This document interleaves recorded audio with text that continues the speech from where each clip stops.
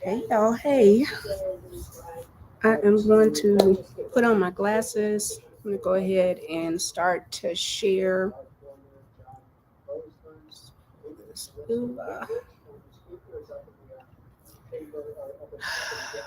I have no idea how this is going to go, but this will be the first of many of the State of the Unions. I'm committed to covering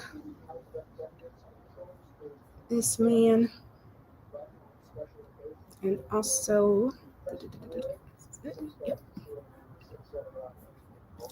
here screen.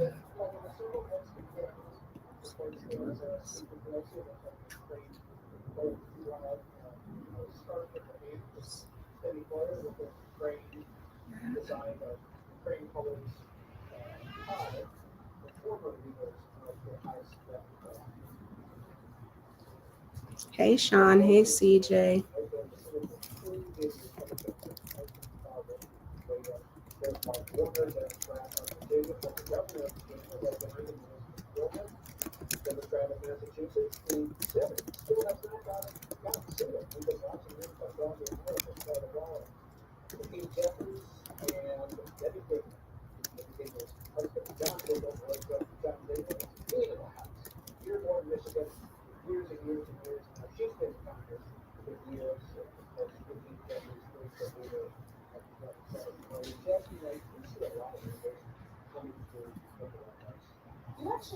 Let me see. I don't think I have my volume right.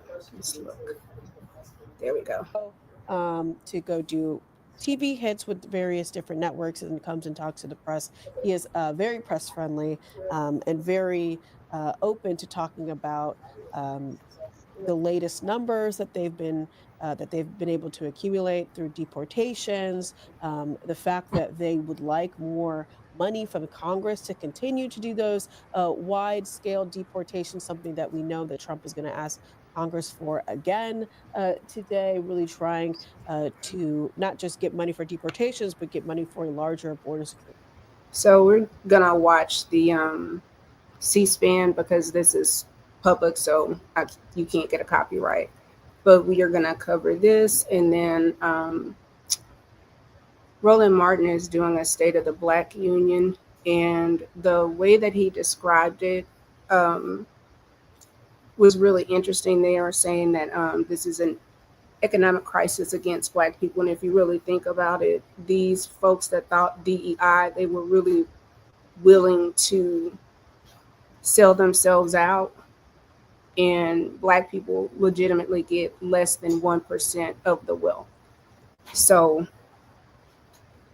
I think with that, we're going to have to strategize and understand the depths of where they'll go from here. I have to tell you, I'm definitely going to be taking shots with the Mister. Um,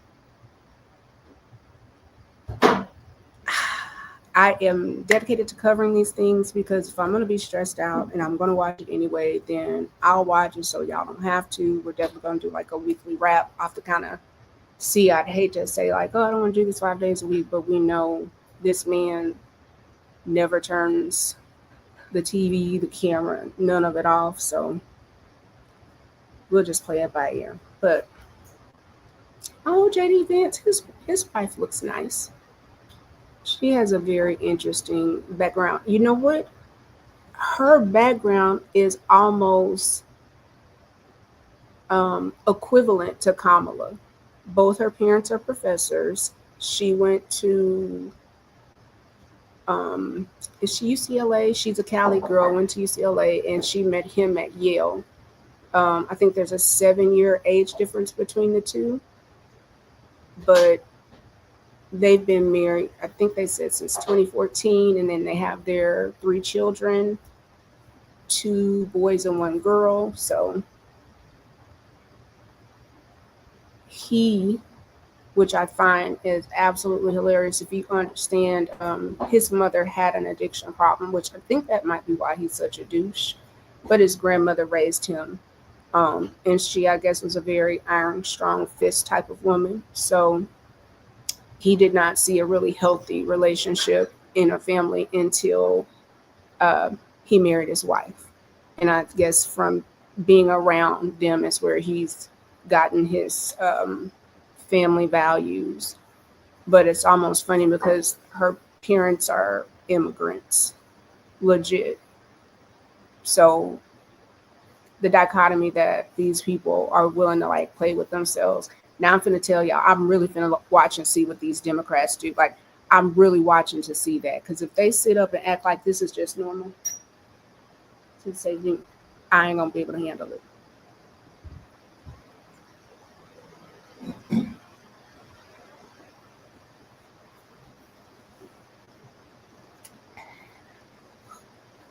Okay, back to me rambling, but even now, like, I think maybe we'll just start trying to like figure out who some of these people are. Oh, they're gaveling in. They're gaveling in. Ivanka? That was Ivanka, I believe. Was that Ivanka? Yeah, I think. Okay. And there's Mrs. Vance. Yep. And you can see the vice president, the speaker, waiting for everything to happen. Just looking at the schedule that we were given ahead of time, it looks like they are running just a few minutes late, but all is well. And that's Tiffany. There's Tiffany Trump, I believe. Donald right Jr. behind her. Yeah, the whole family is up there. Hey, let's check in with Greta Bronner. Hi, Greta. Peter, you've pointed out a couple members of the president's cabinet tonight. One you will not see is the Veterans Affairs Secretary, Doug Collins. He is the designated survivor tonight, per the White House official by CNN's Caitlin Collins reporting that. The designated survivor skips out on these joint addresses, the State of the Unions, in case of a catastrophic event. And so tonight it is the VA Secretary, Doug Collins, who will not be in the chamber.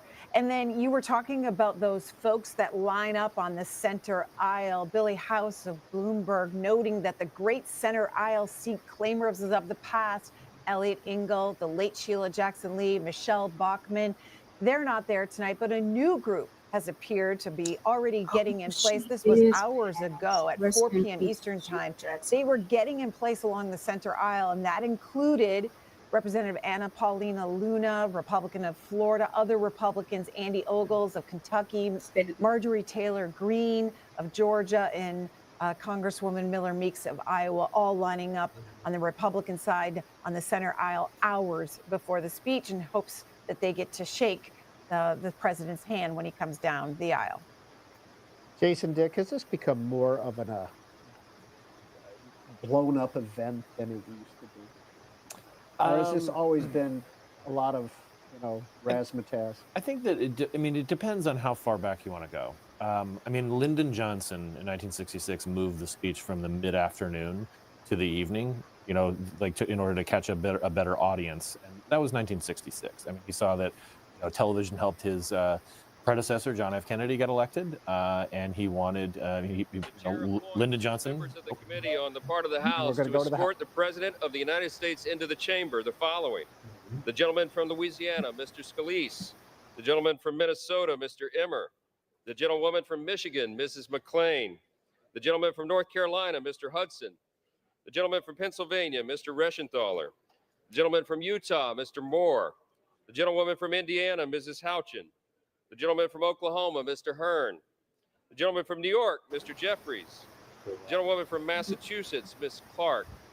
The gentleman from California, Mr. Aguilar. The gentleman from California, Mr. Liu. The gentleman from Colorado, Mr. Neguse. The gentlewoman from Washington, Ms. Delbene. The gentlewoman from Michigan, Mrs. Dingle. The President of the Senate, at the direction of that body, appoints the following senators as members of the committee on the part of the Senate to escort the President of the United States into the House chamber. The senator from South Dakota, Mr. Thune. The senator from Wyoming, Mr. Barrasso. The senator. I'm going to just cover really quick, like, what's the State of the Union? So the State of the Union is a communication from the President to Congress in which the chief executive reports on the current conditions of the United States and provides policy proposals for the upcoming legislative year. So, and this will be his first one. When y'all heard them say, designated survivor, it is an actual real thing where somebody from the cabinet has to come back just in case something were to happen to all of the people in the congressional races, in the Congress, in the chamber. If something happens to everybody in the chamber, he would essentially become the president. I see a bunch of red, so it's looking like the Dems, the women are wearing pink or red. And what's confusing me is this blue.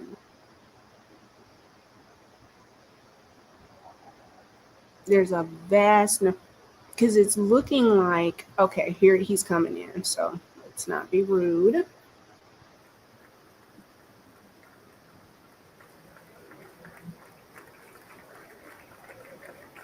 Oh, these must be the guests. Okay.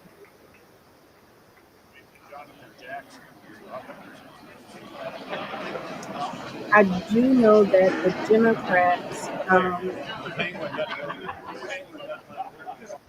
I do know that the Dems were supposed to have federal workers with them. That I guess their guests, like each person for a state, was supposed to have one federal worker that's lost their job. So I'm kind of interested to see how that works out.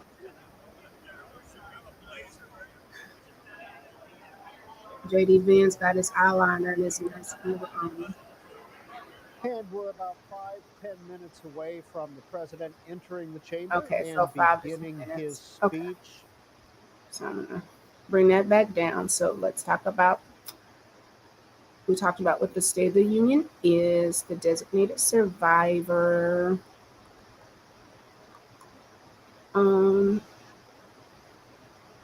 So far, we've not had a secession where a designated survivor has had to be there.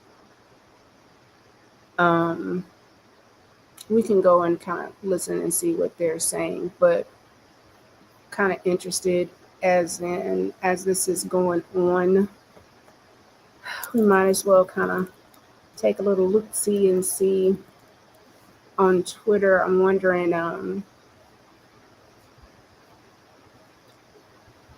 how the day ended up being as far as stock market and then what's trending. Looking and seeing, understanding what tariffs are. So let's see. What are the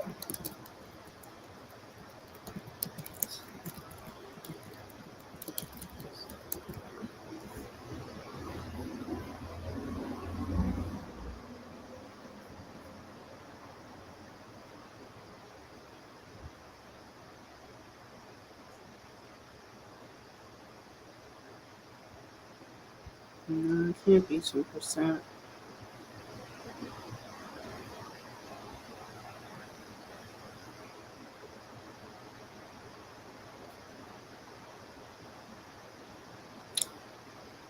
So a tariff is like duty custom.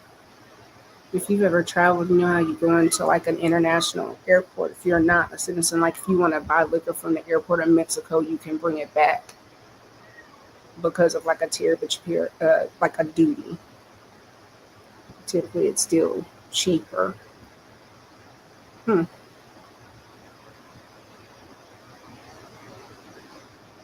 So Theodore Roosevelt, William McKinley, and Herbert Hoover all supported high tariffs.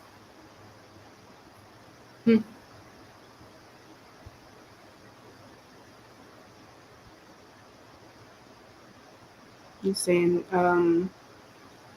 Theodore Roosevelt thought that the high tariffs would help the U.S. industrialize and grow economically. He supported William McKinley's protective tariff policies. William McKinley, known as the Napoleon of protection, McKinley raised tariffs on some goods and lowered them on others to protect American manufacturing. Okay, so that sounds like intelligence, though, not just random. So intentional. Herbert Hoover in 1928, campaign. Hoover pledged to raise tariffs. Okay, so he did it. Agricultural products to help farmers. He signed the Smoot-Hawley tariff in 1930 despite economics predicting it would be disastrous. So I wonder how that worked out then. He'll come back. So yeah. And it has Donald Trump. Donald Trump imposed tariffs on China and threatened tariffs on other trading partners, including Canada, the European Union, and Mexico. Child. Yes, man.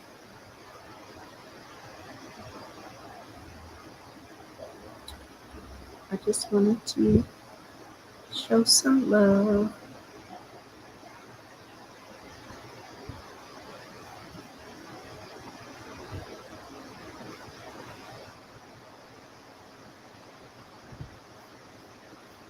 All right. Let's go back and see. Oh, I did have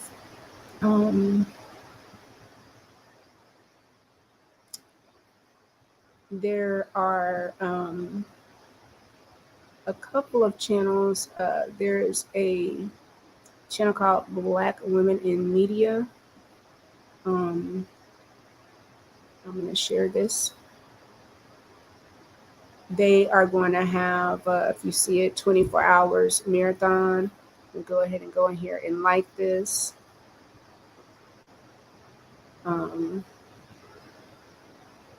Full screen, but you can see State of the People, 24-hour marathon. And this is on Black Women's Views. And then, let's see.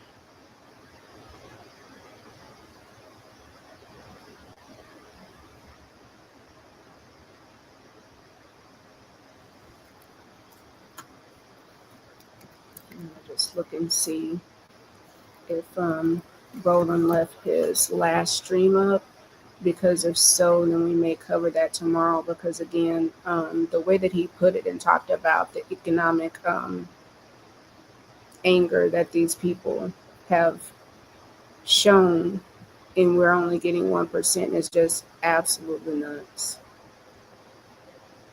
The whole, I never thought the leopard would eat my face. I'm like, when they said 1%, it that hurt my feelings in a different type of way. 1%. Let me see. Return.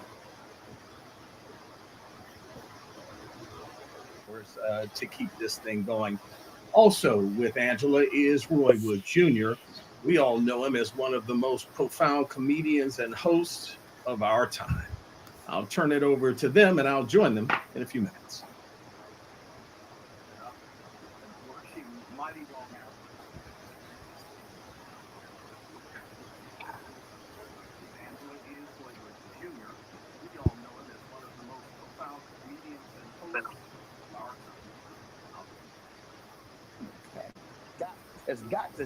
You see right here, Roland is doing the state of argument. We were doing our show before our break, and remember, I was watching this kid. I could not take my.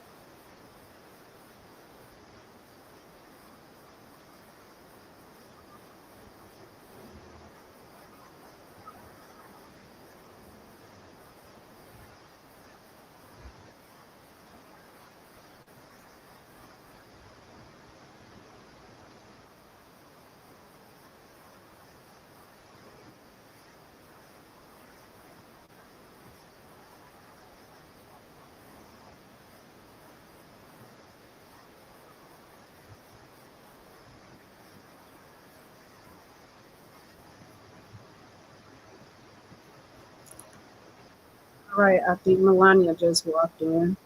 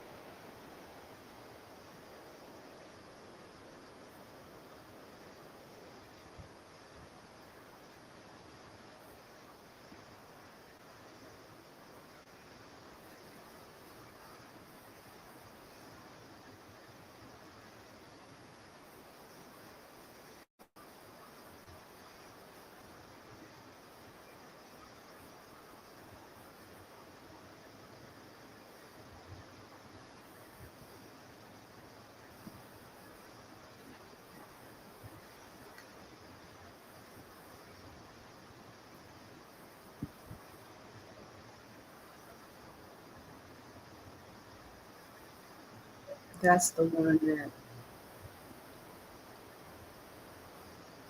baby, when I tell you,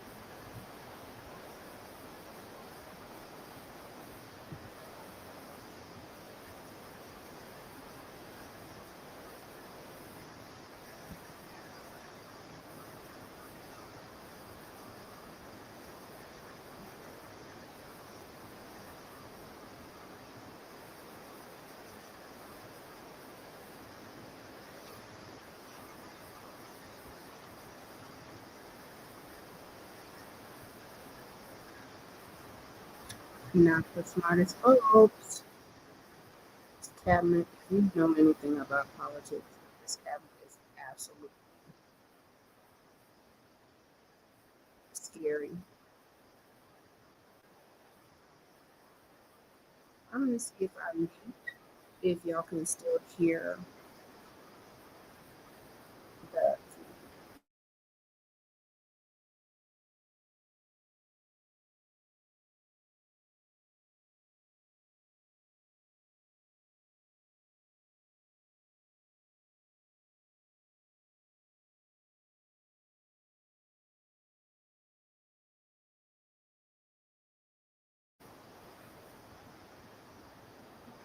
Yeah, I don't think I can. Yeah.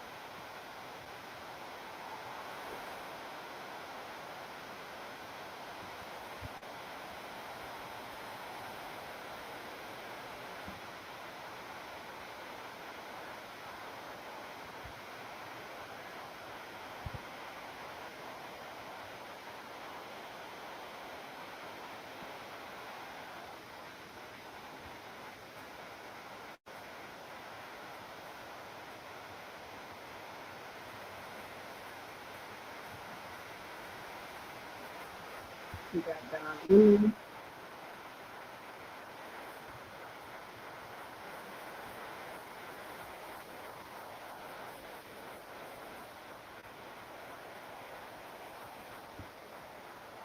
There's a really big name in politics.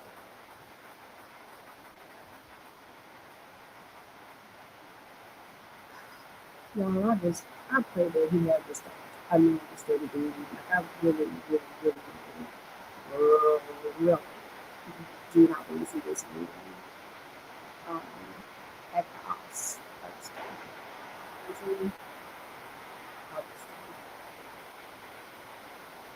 I get no pleasure.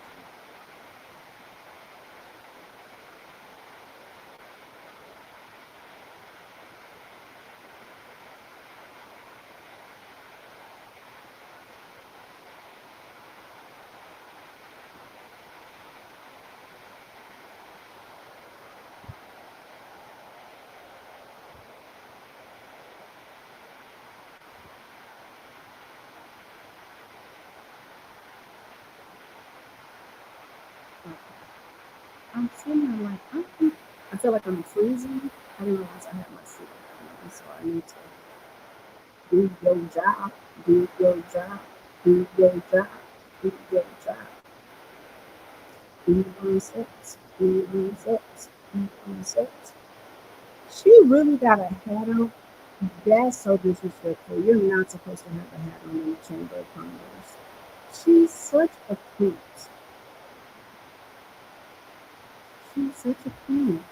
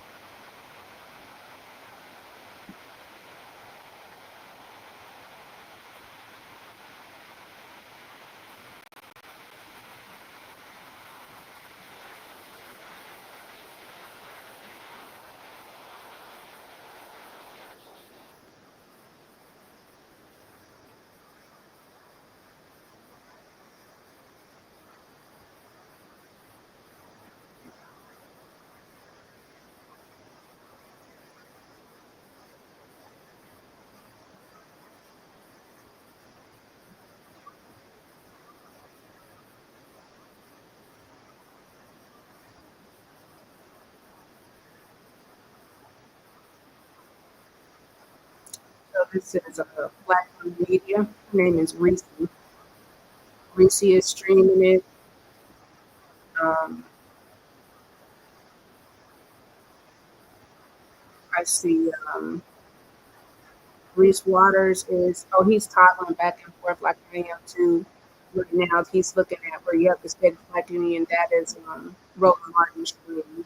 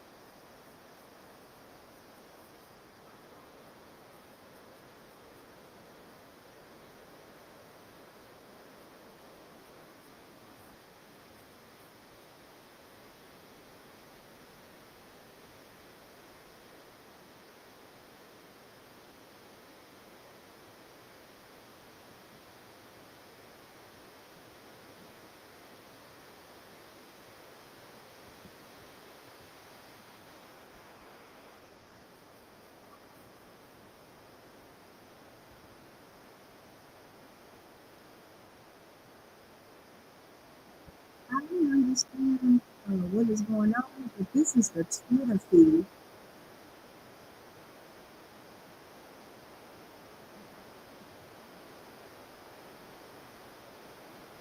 I think one of the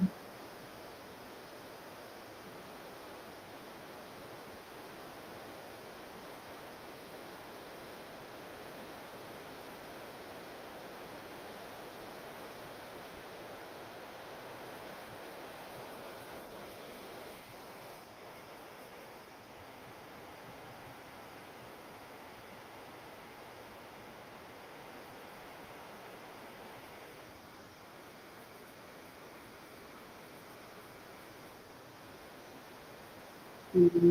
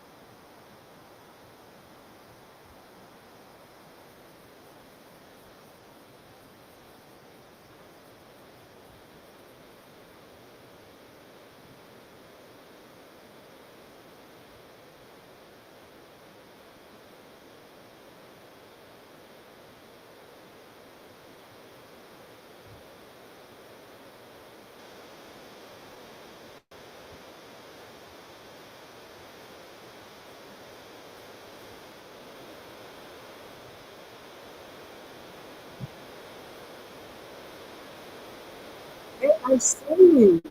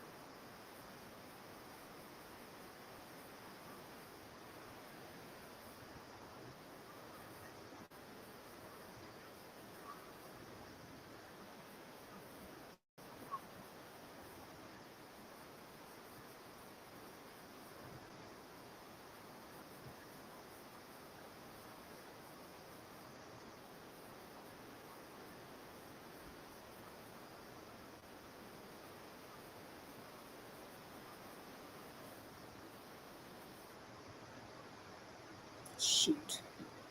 What happened? Ah, sorry, y'all. I don't know what the heck just happened. Crap. See, that's how bad he be having my nerves, y'all. I'm like, what? Just hold on. Hold your mule.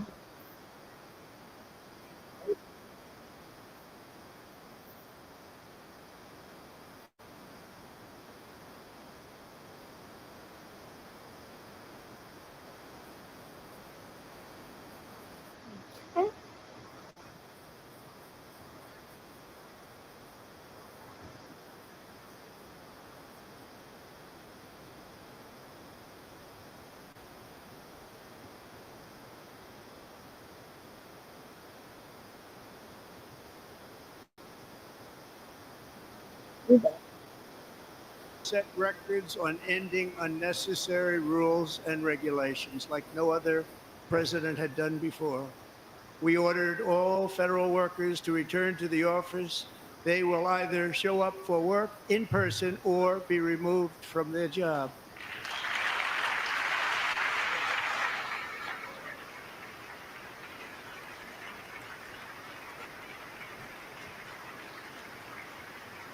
And we've ended weaponized government where, as an example, a sitting president is allowed to viciously prosecute his political opponent, like me. How did that work out? Not too good. Not too good.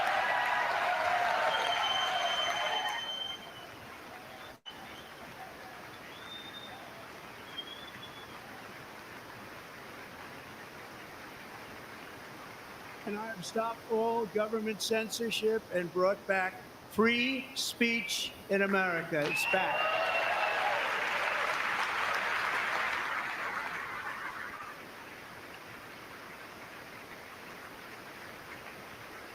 And 2 days ago, I signed an order making English the official language of the United States of America.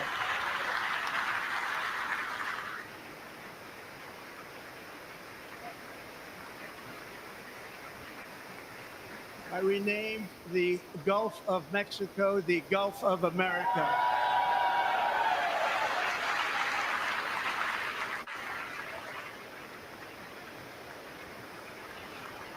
And likewise, I renamed for a great president, William McKinley, Mount McKinley again.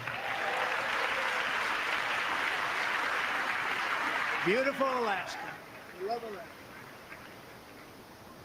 We've ended the tyranny of so-called diversity, equity, and inclusion policies all across the entire federal government and indeed the private sector and our military. And our country will be woke no longer.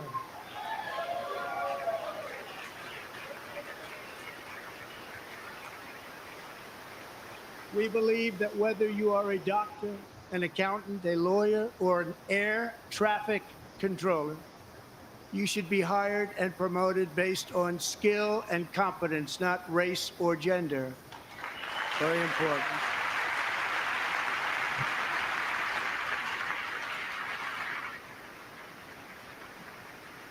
You should be hired based on merit. And the Supreme Court, in a brave and very powerful decision, has allowed us to do so. Thank you. Thank you very much. Thank you. We have removed the poison of critical race theory from our public schools, and I signed an order making it the official policy of the United States government that there are only two genders, male and female.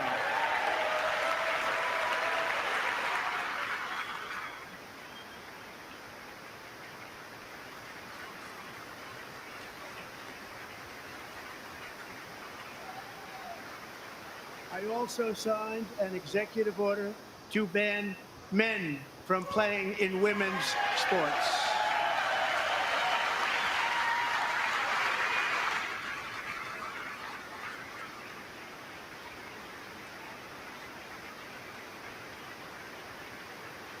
3 years ago, Peyton McNabb was an all-star high school athlete, one of the best, preparing for a future in college sports. But when her girls' volleyball match was invaded by a male, he smashed the ball so hard in Peyton's face, causing traumatic brain injury, partially paralyzing her right side and ending her athletic career. It was a shot like she's never seen before. She's never seen anything like it. Peyton is here tonight in the gallery, and Peyton, from now on, schools will kick the men off the girls' team or they will lose all federal funding.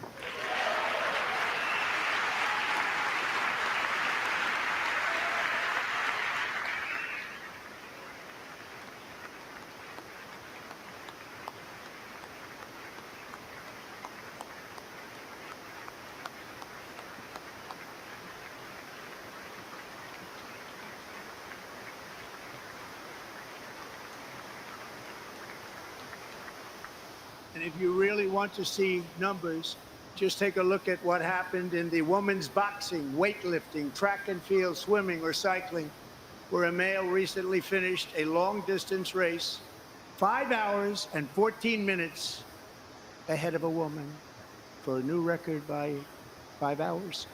Broke the record by 5 hours. It's demeaning for women, and it's very bad for our country. We're not going to put up with it any longer.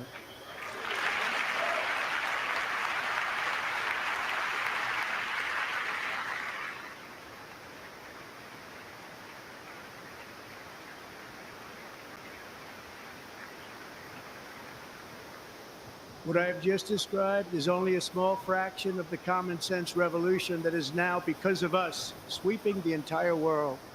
Common sense has become a common theme, and we will never go back. Never. Never going to let that happen.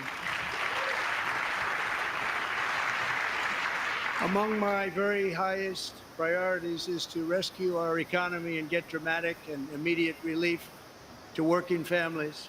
As you know, we inherited from the last administration an economic catastrophe and an inflation nightmare. Their policies drove up energy prices, pushed up grocery costs, and drove the necessities of life out of reach for millions and millions of Americans. They've never had anything like it. We suffered the worst inflation in 48 years, but perhaps even in the history of our country. They're not sure. As president, I'm fighting every day to reverse this damage and make America affordable again.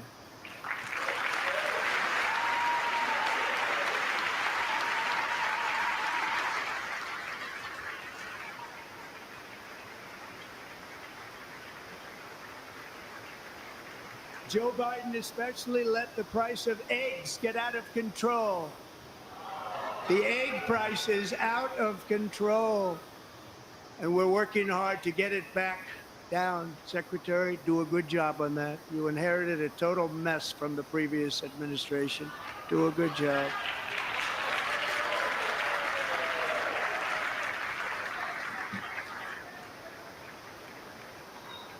A major focus of our fight to defeat inflation is rapidly reducing the cost of energy. The previous administration cut the number of new oil and gas leases by 95%, slowed pipeline construction to a halt, and closed more than 100 power plants. We are opening up many of those power plants right now.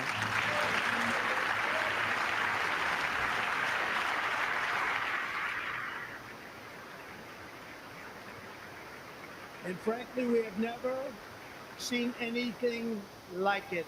That's why on my first day in office, I declared a national energy emergency. As you've heard me say many times, we have more liquid gold under our feet than any nation on earth, and by far. And now I fully authorize the most talented team ever assembled to go and get it. It's called Drill, Baby, Drill.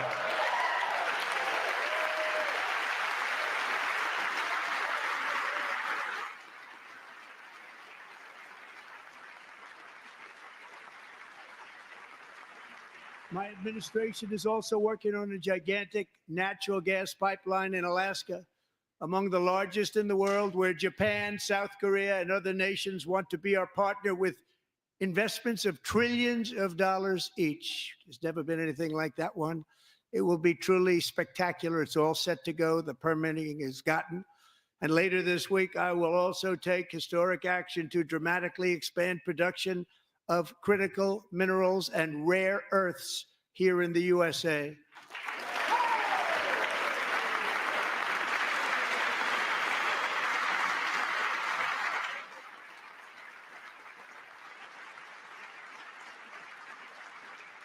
To further combat inflation, we will not only be reducing the cost of energy, but will be ending the flagrant waste of taxpayer dollars.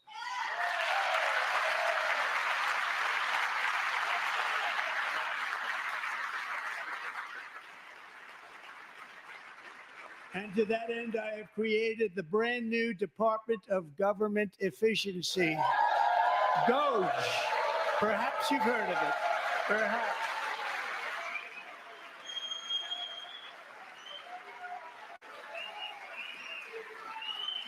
Which is headed by Elon Musk, who is in the gallery tonight. Okay, can't take it back. He just said it's headed by Elon. So that means all his contracts he's gonna have to renegotiate to keep over them. Not Elizabeth Warren and Texas. Thank you, Elon. He's working very hard. He didn't need this. He didn't need this. Thank you very much. We appreciate it. No, Everybody who needs here, $8 even million this side, appreciates it, today? I believe. What? They just don't want to admit that. Just listen to some of the appalling waste we have already identified. $22 billion from HHS to provide free housing and cars for illegal aliens. $45 million for diversity, equity, and inclusion scholarships in Burma. $40 million to improve the social and economic inclusion of sedentary migrants. Nobody knows what that is. $8 million to promote LGBTQI+ in the African nation of Lesotho, which nobody has ever heard of. $60 million for indigenous peoples and Afro-Colombian empowerment in Central America. $60 million. $8 million for making mice transgender. This is real. $32 million for a left-wing propaganda operation in Moldova. $10 million for male circumcision in Mozambique. $20 million for the Arab Sesame Street in the Middle East. It's a program. $20 million for a program. $1.9 billion to recently created Decarbonization of Homes Committee, headed up, and we know she's involved. Just at the last moment, the money was passed over by a woman named Stacey Abrams. Have you ever heard of her? A $3.5 million consulting contract for lavish fish monitoring. $1.5 million for voter confidence in Liberia. $14 million for social cohesion in Mali. $59 million for illegal alien hotel rooms in New York City. He's a real estate developer. He's done very well. $250,000 to increase vegan local climate action innovation in Zambia. $42 million for social and behavior change in Uganda. $14 million for improving public procurement in Serbia.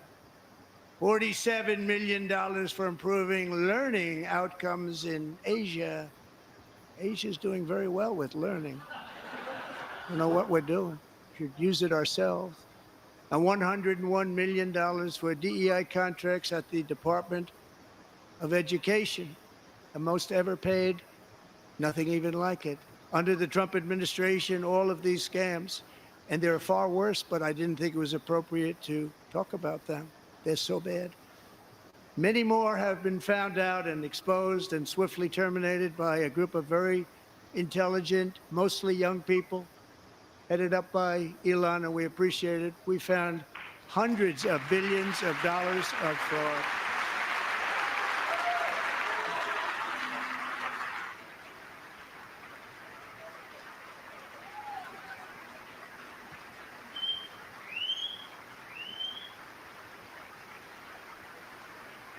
And we've taken back the money and reduced our debt to fight inflation and other things.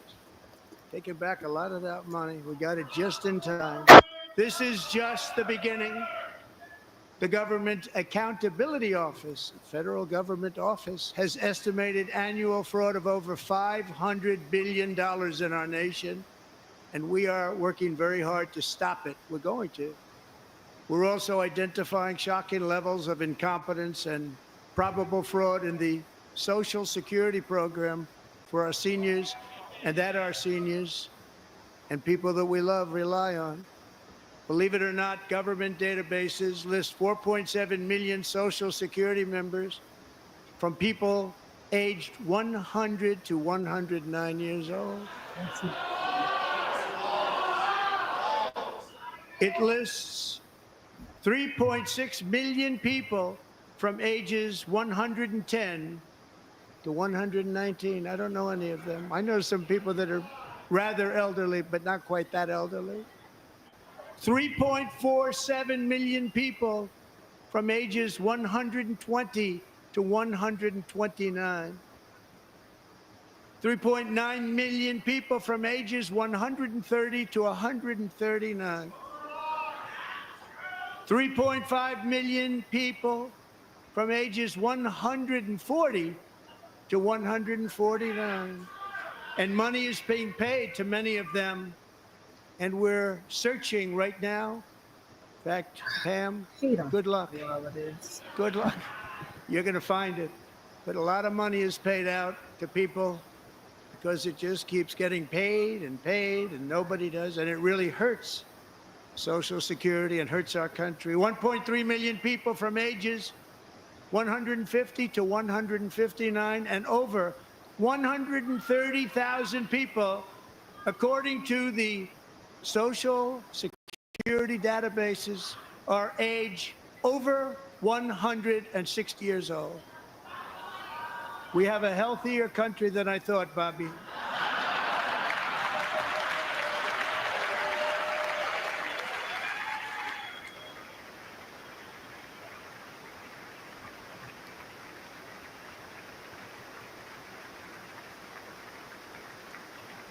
Including, to finish, 1,039 people between the ages of 220 and 229, one person between the age of 240 and 249, and one person is listed at 306 years of age. More than 100 years older than our country. But we're going to find out where that money's going, and it's not going to be pretty. By slashing all of the fraud, waste, and theft we can find, we will defeat inflation, bring down mortgage rates, lower car payments and grocery prices, protect our seniors, and put more money in the pockets of American families.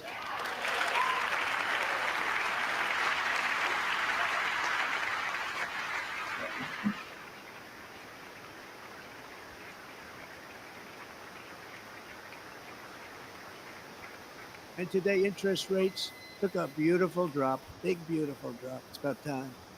And in the near future, I want to do what has not been done in 24 years, balance the federal budget. We're going to balance it.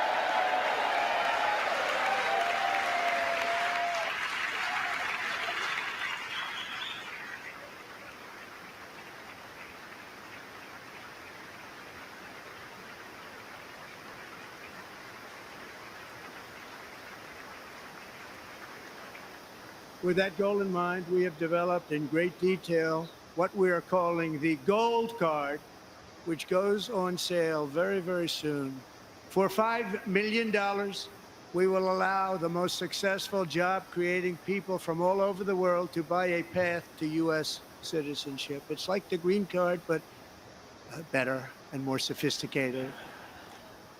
And these people will have to pay tax in our country. They won't have to pay tax from where they came. The money that they've made, you wouldn't want to do that, but they have to pay tax, create jobs. They'll also be taking people out of colleges and paying for them so that we can keep them in our country instead of having them being forced out. Number one, at the top school, as an example, being forced out and not being allowed to stay and create tremendous numbers of jobs and great success for a company out there. So while we take out the criminals, killers, traffickers, and child predators who are allowed to enter our country under the open border policy of these people, the Democrats, the Biden administration, the open border insane policies that you've allowed to destroy our country, we will now bring in brilliant, hardworking, job-creating people. They're going to pay a lot of money, and we're going to reduce our debt with that money.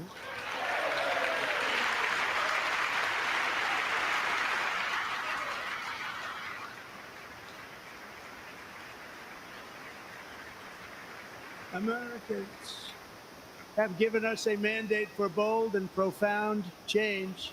For nearly 100 years, the federal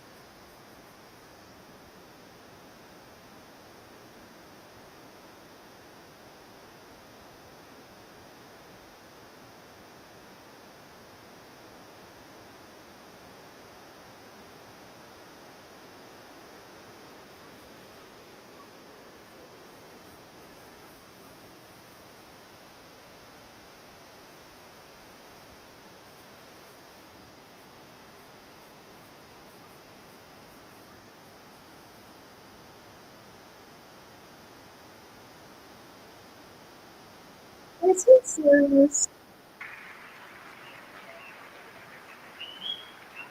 With Elon Musk?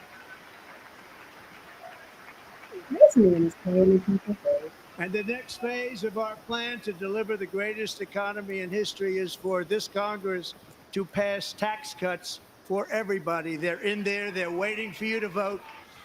And I'm sure that the people on my right, I don't mean the Republican right, but my right here, I'm sure you're going to vote for those tax cuts, because otherwise I don't believe the people will ever vote you into office. So I'm doing you a big favor by telling you that. But I know this group is going to be voting for the tax.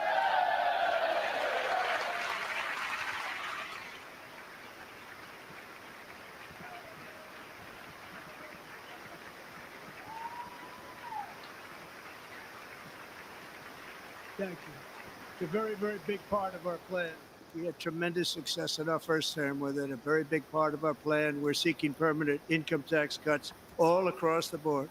And to get urgently needed relief to Americans hit especially hard by inflation, I'm calling for no tax on tips, no tax on overtime, and no tax on Social Security benefits for our great seniors.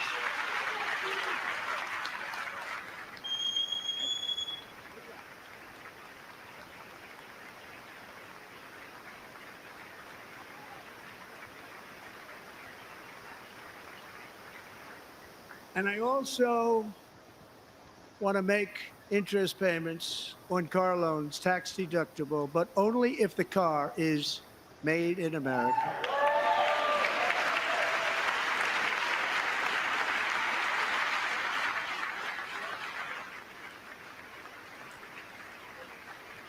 And by the way, we're going to have growth in the auto industry like nobody's ever seen. Plants are opening up all over the place. Deals are being made. Never seen. That's a combination of the election win and tariffs. It's a beautiful word, isn't it? That, along with our other policies, will allow our auto industry to absolutely boom. It's going to boom. Spoke to the majors today, all three, the top people, and they're so excited. In fact, already numerous car companies have announced that they will be building massive automobile plants in America, with Honda just announcing a new plant in Indiana, one of the largest anywhere in the world.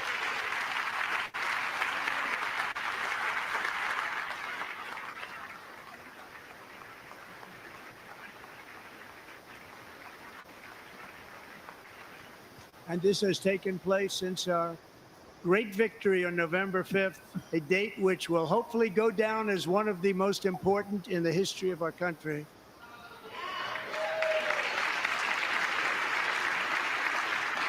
In addition, as part of our tax cuts, we want to cut taxes on domestic production and all manufacturing. And just as we did before, we will provide 100% expensing. It will be retroactive to January 20th, 2025. And it was one of the main reasons why our tax cuts were so successful in our first term, giving us the most successful economy in the history of our country. First term. We had a great first term.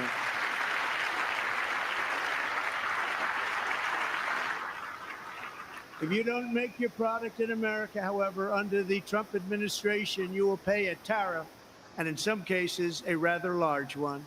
Other countries have used tariffs against us for decades, and now it's our turn to start using them against those other countries.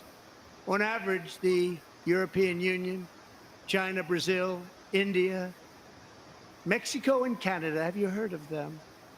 And countless other nations charge us tremendously higher tariffs than we charge them. It's very unfair. India charges us auto tariffs higher than 100%. China's average tariff on our products is twice what we charge them. And South Korea's average tariff is 4 times higher. Think of that, 4 times higher. And we give so much help militarily and in so many other ways to South Korea, but that's what happens. This is happening by friend and foe. This system is not fair to the United States and never was. And so on April 2nd, I wanted to make it April 1st, but I didn't want to be accused of April Fool's Day. That's not, just one day was cost us a lot of money. But we're going to do it in April. I'm a very superstitious person. April 2nd, reciprocal tariffs kick in. And whatever they tariff us, other countries, we will tariff them. That's reciprocal, back and forth. Whatever they tax us, we will tax them. If they do non-monetary tariffs to keep us out of their market, then we will do non-monetary barriers to keep them out of our market. There's a lot of that, too. They don't even allow us in their market. We will take in trillions and trillions of dollars and create jobs like we have never seen before. I did it with China, and I did it with others, and the Biden administration couldn't do anything about it because there's so much money they couldn't do anything about it. We have been ripped off for decades by nearly every country on earth, and we will not let that happen any longer. It's just the talking thing. Talking.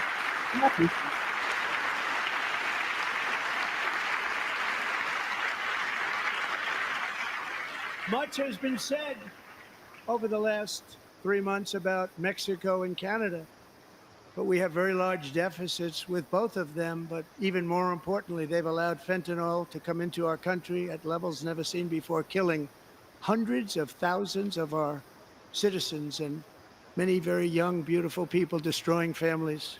Nobody's ever seen anything like it. They are, in effect, receiving subsidies of hundreds of billions of dollars. We pay subsidies to Canada and to Mexico of hundreds of billions of dollars, and the United States will not be doing that any longer. We're not going to do it any longer. Okay, well, thank you. Thanks to our America First policies we're putting into place, we have had $1.7 trillion of new investment in America in just the past few weeks. The combination of the election and our economic policies that people of SoftBank, one of the most brilliant anywhere in the world, announced a $200 billion investment. OpenAI and Oracle, Larry Ellison, announced $500 billion investment, which they wouldn't have done if Kamala had won. Apple announced $500 billion investment. Tim Cook called me. He said, I cannot spend it fast enough. It's going to be much higher than that, I believe. They'll be building their plants here instead of in China. And just yesterday, Taiwan Semiconductor, the biggest in the world, most powerful in the world, has a tremendous amount, 97% of the market, announced a $165 billion investment to build the most powerful chips on earth right here in the USA.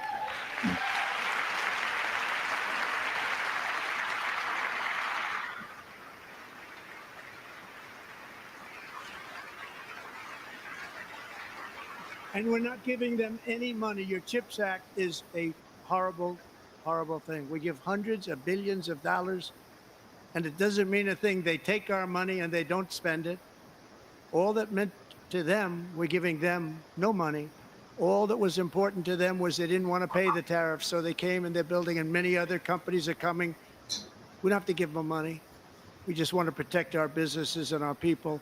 And they will come because they won't have to pay tariffs if they build in America. So it's very amazing. You should get rid of the CHIP Act, and whatever's left over, Mr. Speaker, you should use it to reduce debt or any other reason you want to.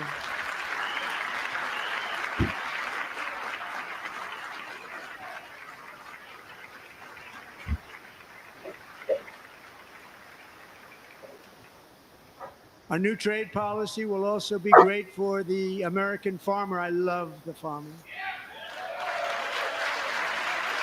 who will now be selling into our home market, the USA, because nobody is going to be able to compete with you. Because there's goods that come in from other countries and companies. They're really in a bad position in so many different ways. They're uninspected.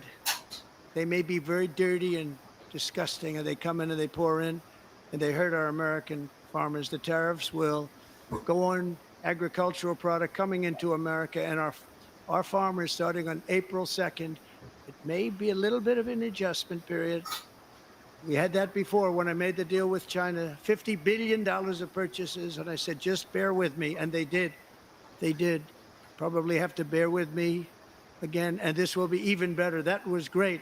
The problem with it was that Biden didn't enforce it. He didn't enforce it. $50 billion of purchases, and we were doing great, but Biden did not enforce it, and it hurt our farmers. But our farmers are going to have a field day right now. So to our farmers, have a lot of fun. I love you too. I love you too. It's all going to happen.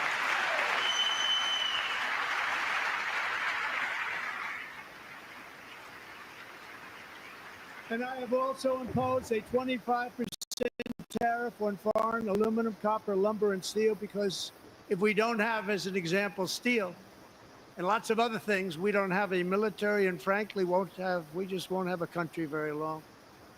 Here today is a proud American steelworker, fantastic person from Decatur, Alabama, Jeff Denard. Has been working at the same steel plant for 27 years in a job that has allowed him to serve as the captain of his local volunteer fire department, raised 7 children with his beautiful wife, Nicole, and over the years provide a loving home for more than 40 foster children. So great, Jeff.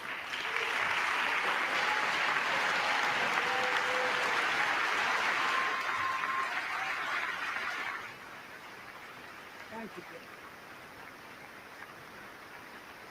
Thank you, Jeff.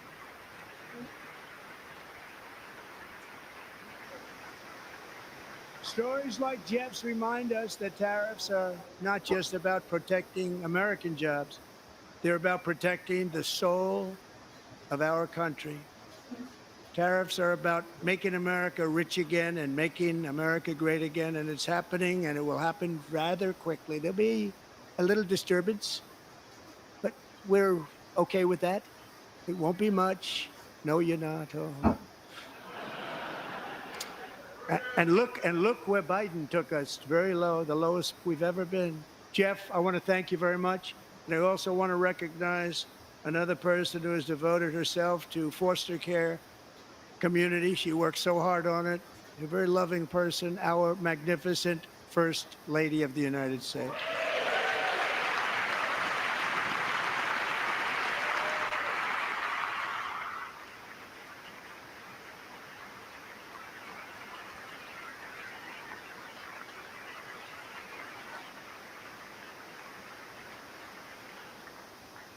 Melania's work has yielded incredible results, helping prepare our nation's future leaders as they enter the workforce. Our First Lady is joined by two impressive young women, very impressive. Haley Ferguson, who benefited from the First Lady's Fostering the Future initiative and is poised to complete her education and become a teacher. And Elliston Berry, who became a victim of an illicit deepfake image produced by a peer. With Elliston's help, the Senate just passed the Take It Down Act, and this is so important. Thank you very much, John. John Thune, thank you. Stand up, John. Thank you, John.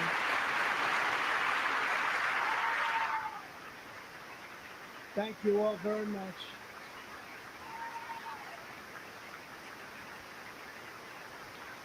Thank you. And thank you to John Thune and the Senate. Great job. To criminalize the publication of such images online is terrible, terrible thing. And once it passes the House, I look forward to signing that bill into law. Thank you. And I'm going to use that bill for myself, too, if you don't mind. Because nobody gets treated worse than I do online. Nobody. That's great. Thank you very much to the Senate. Thank you. But if we truly care about protecting Americans' children, no step is more crucial than securing America's borders. Over the past 4 years, 21 million people poured into the United States. Many of them were murderers, human traffickers, gang members, and other criminals from the streets of dangerous cities all throughout the world.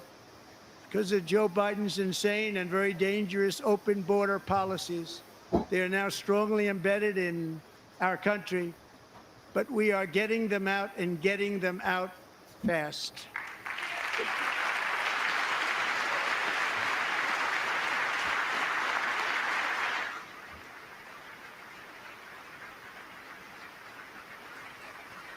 And I want to thank Tom Homan and Christy. I want to thank you and Paul of Border Patrol. I want to thank you. What a job they've all done. Everybody, Border Patrol, ICE, well, law enforcement in general is incredible. We have to take care of our law enforcement. Have to.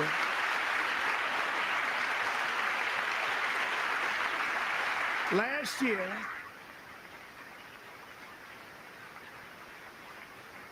a brilliant 22-year-old nursing student named Laken Riley, the best in her class, admired by everybody, went out for a jog on the campus of the University of Georgia. That morning, Laken was viciously attacked, assaulted, beaten, brutalized, and horrifically murdered. Laken was stolen from us by a savage illegal alien gang member who was arrested while trespassing across Biden's open southern border and then set loose into the United States under the heartless policies of that failed administration. It was indeed a failed administration. He had then been arrested and released in a Democrat-run sanctuary city, a disaster, before ending the life of this beautiful young angel. With us this evening are Laken's beloved mother, Allison, and her sister, Lauren.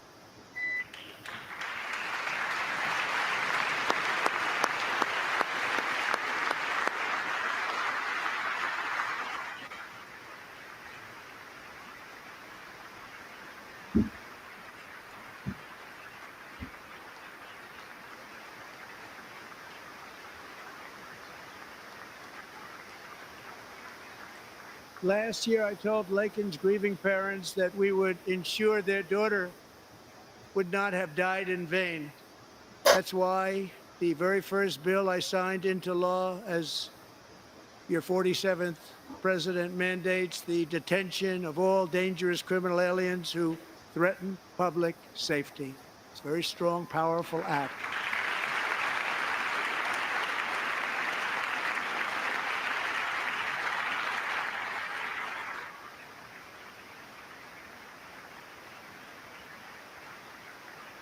It's called the Laken-Riley Act. So Allison and Lauren, America will never, ever forget our beautiful Laken Hope Riley.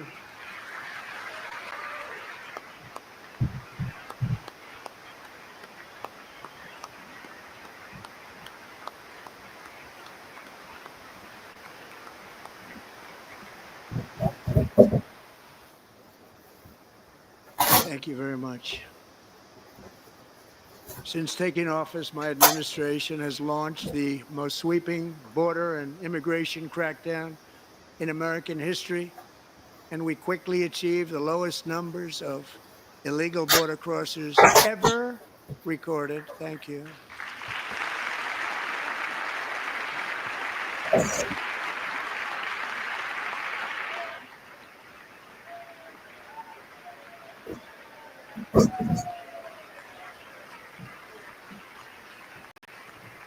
The media and our friends in the Democrat Party kept saying we needed new legislation. We must have legislation to secure the border. But it turned out that all we really needed was a new president.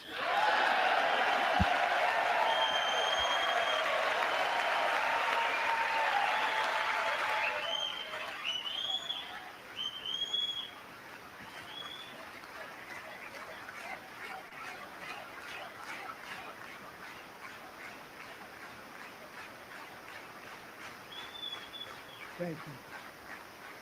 Joe Biden didn't just open our borders, he flew illegal aliens over them to overwhelm our schools, hospitals, and communities throughout the country.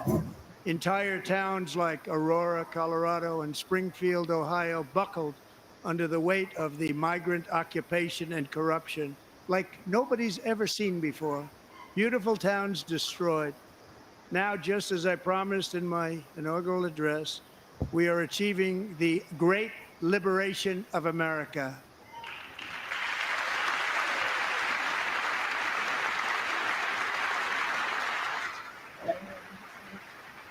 But there still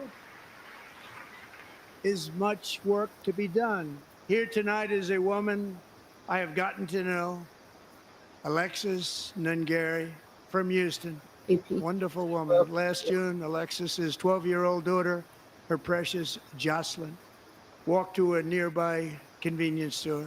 She was kidnapped, tied up, assaulted for 2 hours under a bridge, and horrifically murdered.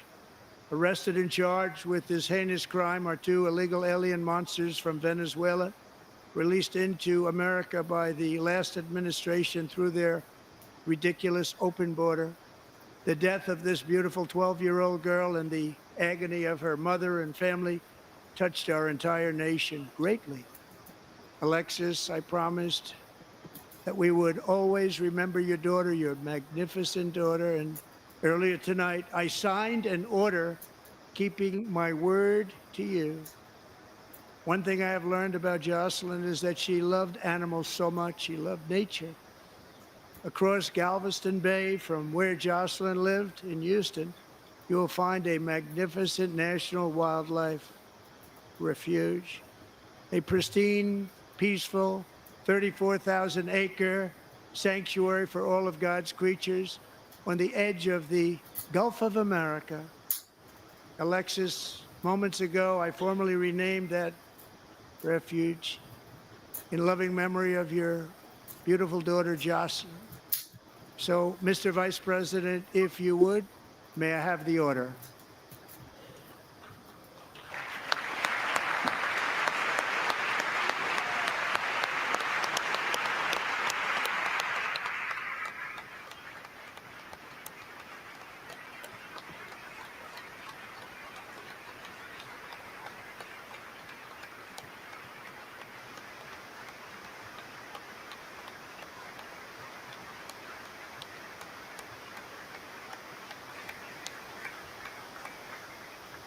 Thank you very much. If you hear All three savages charged with sorry, y'all. It's- Jocelyn and Lakin's murders were members of the Venezuelan prison gang, the toughest gang they say in the world, known as Tren de Aragua.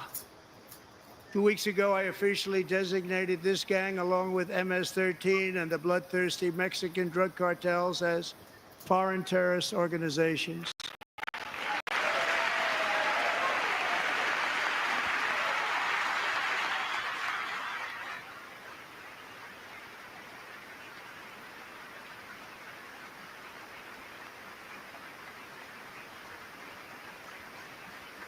They are now officially in the same category as ISIS, and that's not good for them.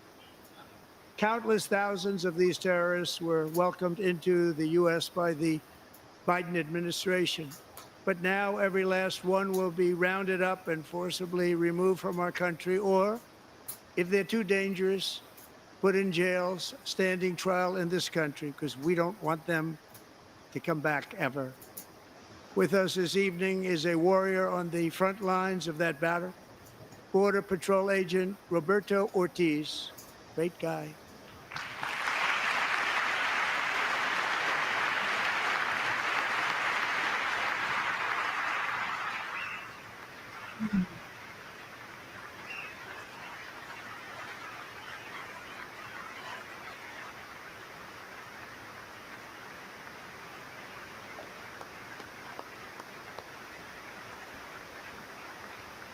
In January, Roberto and another agent were patrolling by the Rio Grande near an area known as Cartel Island. Doesn't sound too nice to me.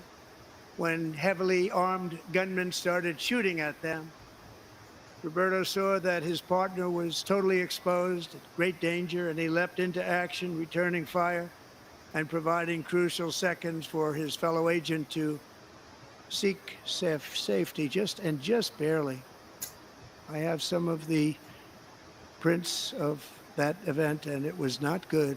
Agent Ortiz, we salute you for your great courage and for your line of fire that you took, and for the bravery that you showed. We honor you, and we will always honor you. Thank you, Roberto, very much.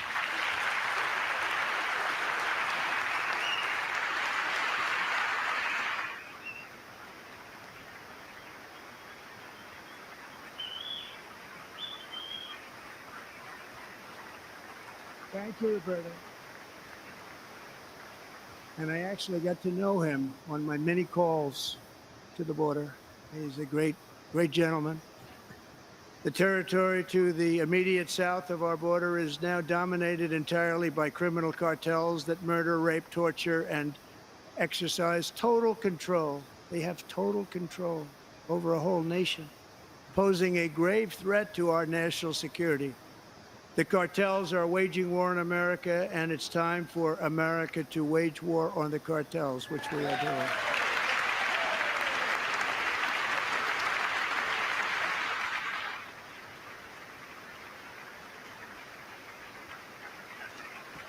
Five nights ago, Mexican authorities, because of our tariff policies being imposed on them, think of this, handed over to us 29 of the biggest cartel leaders in their country.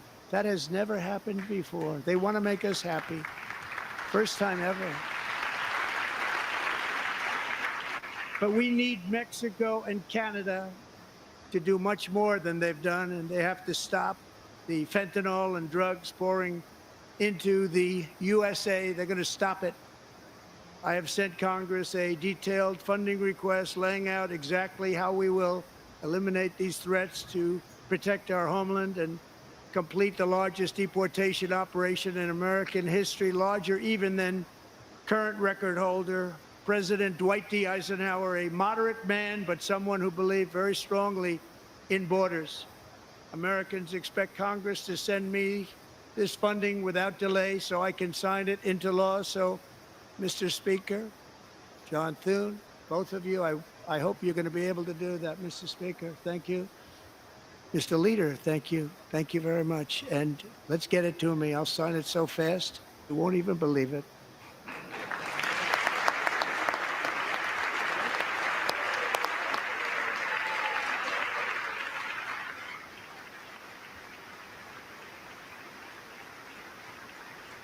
And as we reclaim our sovereignty, we must also bring back law and order to our cities and towns.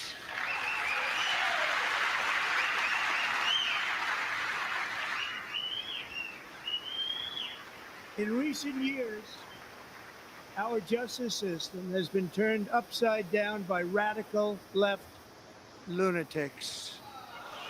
Many jurisdictions virtually ceased enforcing the law against dangerous repeat offenders while weaponizing law enforcement against political opponents like me. My administration has acted swiftly and decisively to restore fair, equal, and impartial justice under the constitutional rule of law, starting at the FBI and the DOJ. Pam, good luck. Cash, wherever you may be, good luck. Good luck. Pam Bondi, good luck. So important. Going to do a great job. Cash, thank you. Thank you, Cash.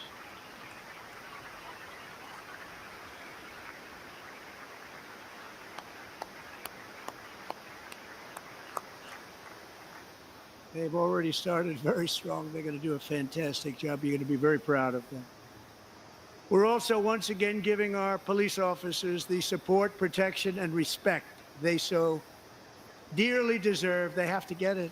They have such a hard, dangerous job, but we're going to make it less dangerous.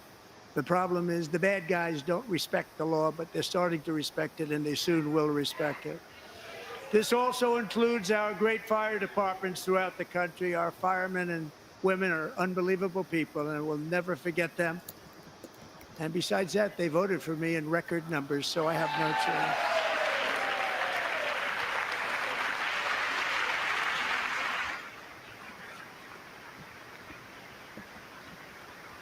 One year ago this month, 31-year-old New York police officer Jonathan Diller, unbelievably wonderful person and a great officer, was gunned down at a traffic stop on Long Island. I went to his funeral. The vicious criminal charged with his murder had 21 prior arrests, and they were rough arrests, too. He was a real bad one. The thug in the seat next to him had 14 prior arrests and went by the name of Killer. He was Killer. He killed other people, they say, a lot of them. I attended Officer Diller's service, and when I met his wife and one-year-old son, Ryan, it was very inspirational, actually. His widow's name is Stephanie, and she is here tonight. Stephanie, thank you very much, Stephanie. Thank you very much.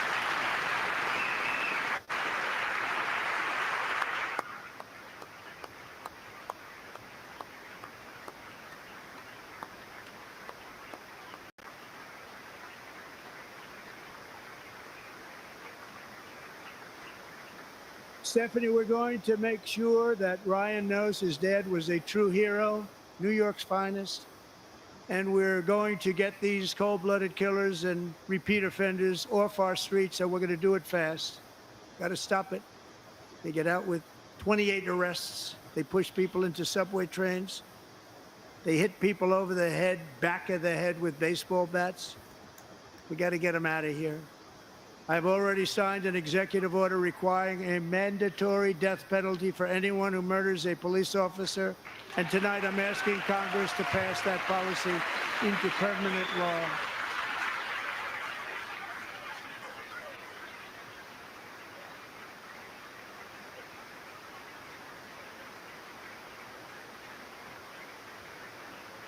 I'm also asking for a new crime bill getting tough on repeat offenders while enhancing protections for America's police officers so they can do their jobs without fear of their lives being totally destroyed.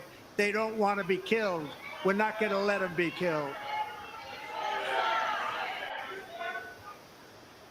Joining us in the gallery tonight is a young man who truly loves our police. His name is DJ Daniel. He is 13 years old, and he has always dreamed of becoming a police officer.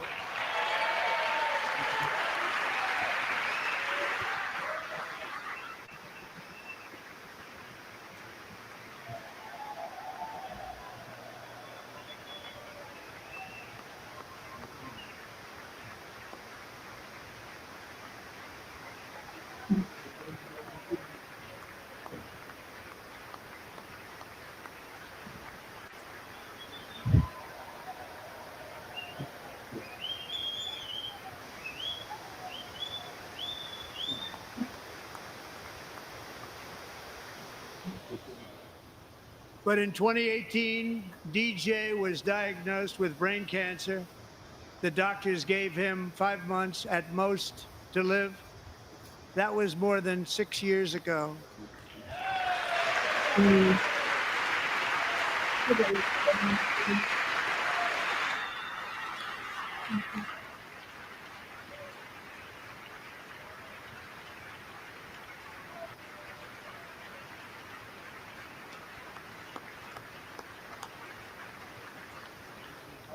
Since that time, DJ and his dad have been on a quest to make his dream come true, and DJ has been sworn in as an honorary law enforcement officer, actually a number of times. The police love him, the police departments love him. And tonight, DJ, we're going to do you the biggest honor of them all. I am asking our new Secret Service Director, Sean Curran, to officially make you an agent of the United States Secret Service.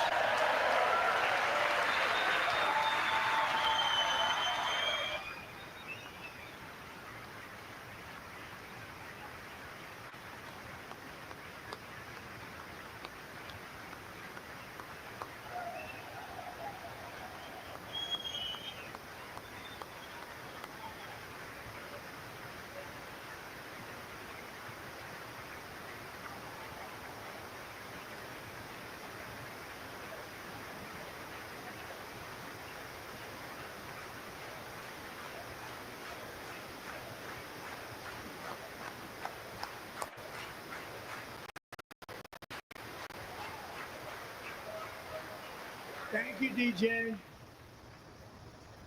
DJ's doctors believe his cancer likely came from a chemical he was exposed to when he was younger. Since 1975, rates of child cancer have increased by more than 40%. Reversing this trend is one of the top priorities for our new presidential commission to make America healthy again, chaired by our new Secretary of Health and Human Services, Robert F. Kennedy, Jr.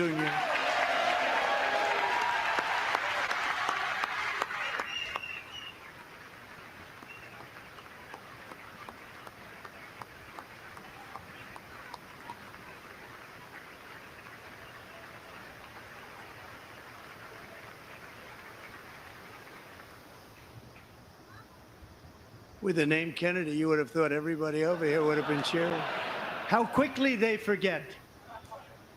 Our goal is to get toxins out of our environment, poisons out of our food supply, and keep our children healthy and strong. As an example, not long ago, and you can't even believe these numbers, 1 in 10,000 children had autism, 1 in 10,000, and now it's 1 in 36. There's something wrong, 1 in 36, think of that. So we're going to find out what it is, and there's nobody better than Bobby and all of the people that are working with you. You have the best to figure out what is going on. Okay, Bobby, good luck. It's a very important job. Thank you.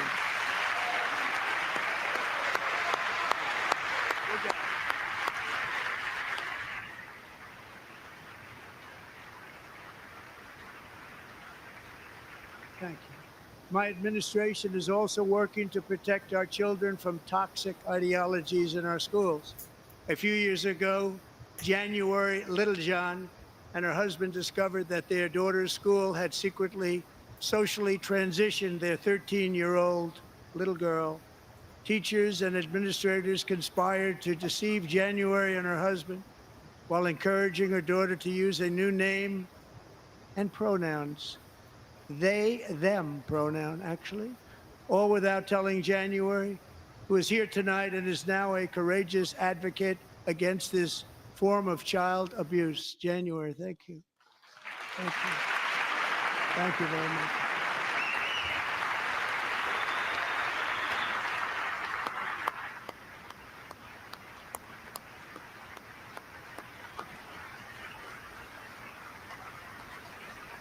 Thank you.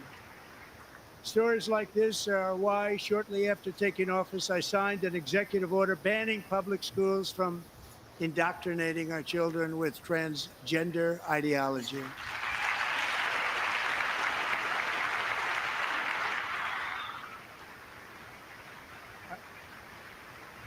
I also signed an order to cut off all taxpayer funding to any institution that engages in the sexual mutilation of our youth.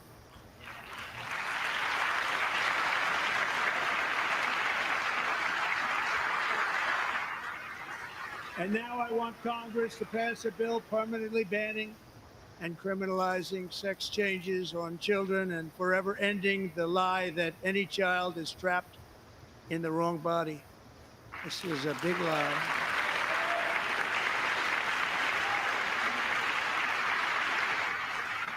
And our message to every child in America is that you are perfect exactly the way God made you.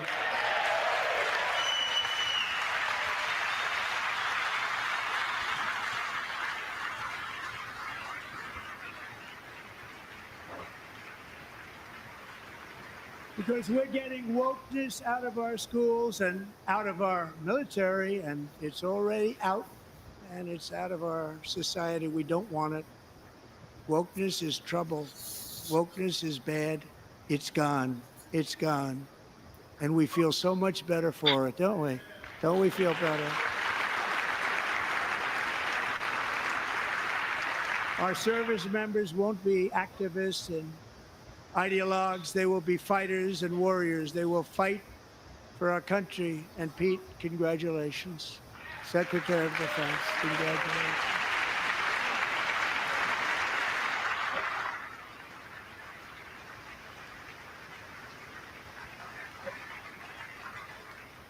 And he's not big into the woke movement, I can tell you. I know him well. I am pleased to report that in January, the U.S. Army had its single best recruiting month in 15 years, and that all armed services are having among the best recruiting results ever in the history of our services. What a difference.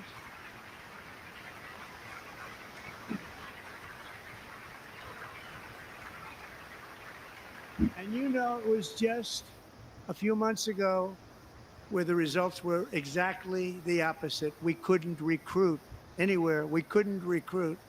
Now we're having the best results just about that we've ever had. What a tremendous turnaround. It's really a beautiful thing to see. People love our country again. It's very simple. They love our country and they love being in our military again. So it's a great thing, and thank you very much. Great job. Thank you.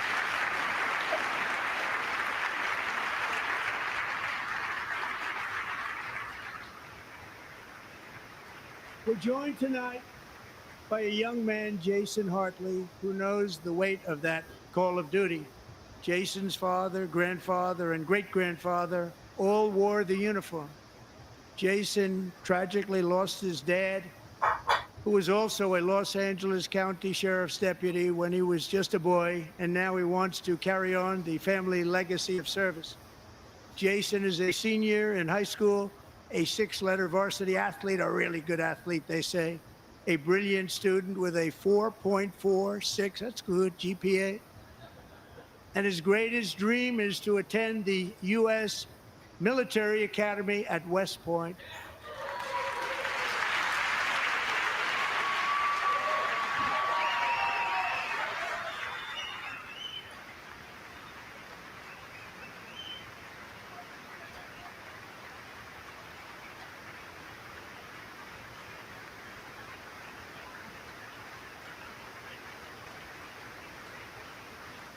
And Jason, that's a very big deal getting in. That's a hard one to get into. But I'm pleased to inform you that your application has been accepted. You will soon be joining the Corps of Cadets.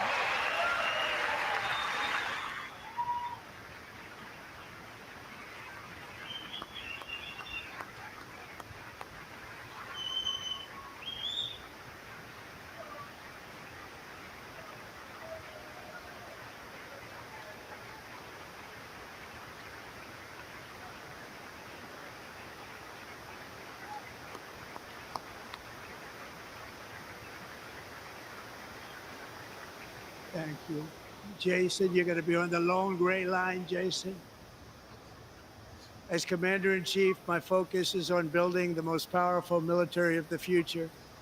As a first step, I'm asking Congress to fund a state-of-the-art Golden Dome missile defense shield to protect our homeland, all made in the USA.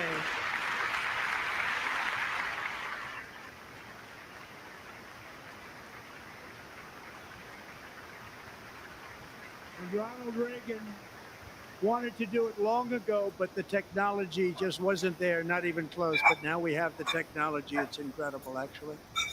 And other places they have it. Israel has it. Other places have it. And the United States should have it too, right, Tim, right? They should have it too. So I want to thank you. But it's a very, very important. This is a very dangerous world. We should have it. We want to be protected, and we're going to protect our citizens like never before. To boost our defense industrial base, we are also going to resurrect the American shipbuilding industry, including commercial shipbuilding and military shipbuilding.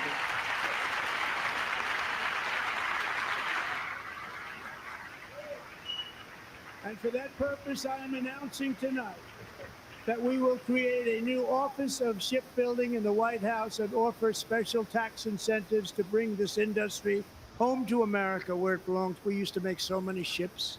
We don't make them anymore very much, but we're going to make them very fast, very soon.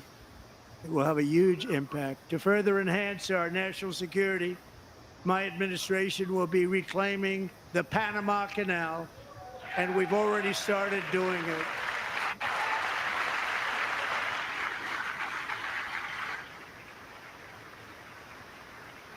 Just today, a large American company announced they are buying both ports around the Panama Canal and lots of other things having to do with the Panama Canal and a couple of other canals. The Panama Canal was built by Americans for Americans, not for others, but others could use it. But it was built at tremendous cost of American blood and treasure. 38,000 workers died building the Panama Canal. They died of malaria. They died of snake bites and mosquitoes. Not a nice place to work. They paid them very highly to go there, knowing there was a 25% chance that they would die. The most expensive project also that was ever built in our country's history, if you bring it up to modern day costs. It was given away by the Carter administration for $1.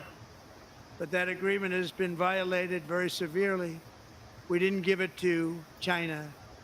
We gave it to Panama, and we're taking it back.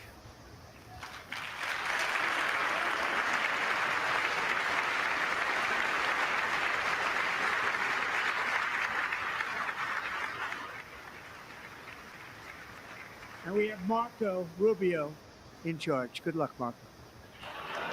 Now, we know who to blame if anything goes wrong. Now, Marco's been amazing, and he's going to do a great job. Think of it. He got 100 votes. You know, he was approved with actually 99, but the 100th was this gentleman, and I feel very certain. So let's assume he got 100 votes. And I'm either very, very happy about that, or I'm very concerned about it. But he's already proven. I mean, he's a great gentleman. He's respected by everybody, and we appreciate you voting for Marco. He's going to do a fantastic job. Thank you. Thank you. He's doing a great job. Great job.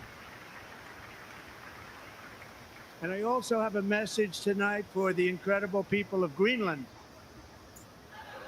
We strongly support your right to determine your own future. And if you choose, we welcome you into the United States of America. We need Greenland for national security and even international security. And we're working with everybody involved to try and get it. But we need it really for international world security. And I think we're going to get it. One way or the other, we're going to get it. We will keep you safe. We will make you rich, and together we will take Greenland to heights like you have never thought possible before.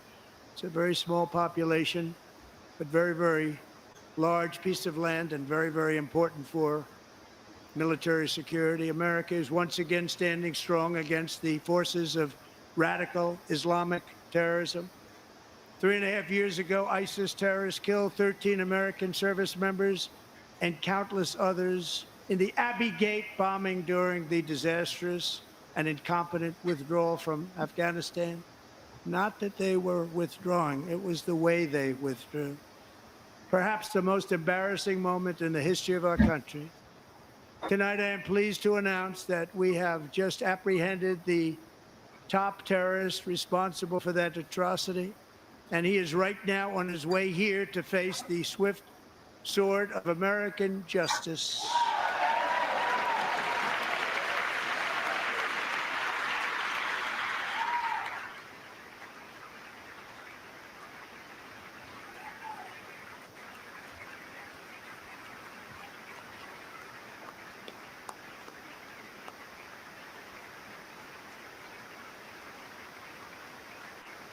And I want to thank especially the government of Pakistan for helping arrest this monster.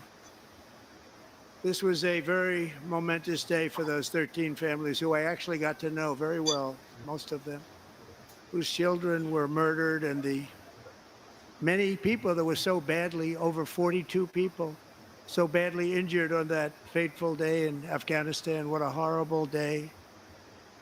Such incompetence was shown.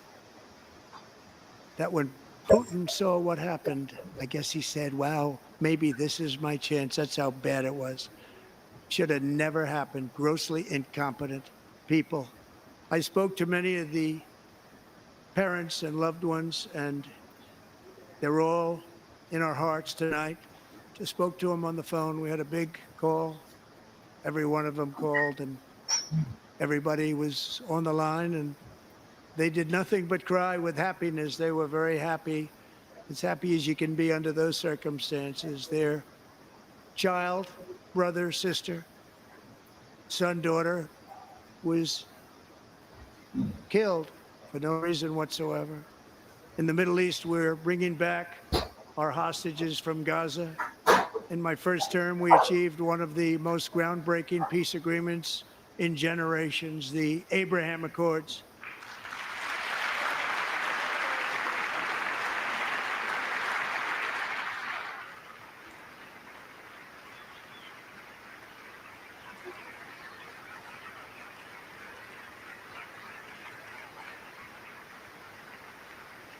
And now we're going to build on that foundation to create a more peaceful and prosperous future for the entire region. A lot of things are happening in the Middle East. People haven't been talking about that so much lately with everything going on with Ukraine and Russia. But a lot of things are happening in the Middle East. It's a rough neighborhood, actually. I'm also working tirelessly to end the savage conflict in Ukraine. Millions of Ukrainians and Russians have been needlessly killed or wounded in this horrific and brutal conflict with no end in sight. The United States has sent hundreds of billions of dollars to support Ukraine's defense with no security, with no anything.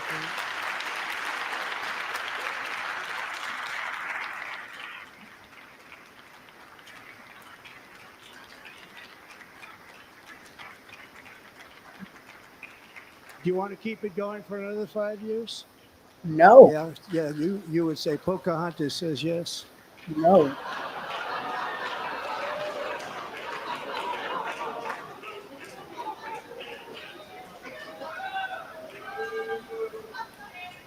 $2,000 people are being killed every single week. More than that. They're Russian young people. They're Ukrainian young people. They're not Americans, but I want it to stop. Meanwhile, Europe has sadly spent more money buying Russian oil and gas than they have spent on defending Ukraine by far. Think of that. They've spent more buying Russian oil and gas than they have defending. And we've spent perhaps $350 billion, like taking candy from a baby. That's what happened. And they've spent $100 billion. What a difference that is. And we have an ocean separating us, and they don't. But we're getting along very well with them, and lots of good things are happening. Biden has authorized more money in this fight than Europe has spent by billions and billions of dollars. It's hard to believe that they wouldn't have stopped it and said at some point, come on, let's equalize. You got to be equal to us. But that didn't happen. Earlier today, I received an important letter from President Zelensky of Ukraine. The letter reads, Ukraine is ready to come to the negotiating table as soon as possible to bring lasting peace closer. Nobody wants peace more than the Ukrainians, he said. My team and I stand ready to work under President Trump's strong leadership to get a peace that lasts. We do really value how much America has done to help Ukraine maintain its sovereignty and independence. Regarding the agreement on minerals and security, Ukraine is ready to sign it at any time that is convenient for you. I appreciate that he sent this letter, just got it a little while ago. Simultaneously, we've had serious discussions with Russia and have received strong signals that they are ready for peace. Wouldn't that be beautiful? Wouldn't that be beautiful?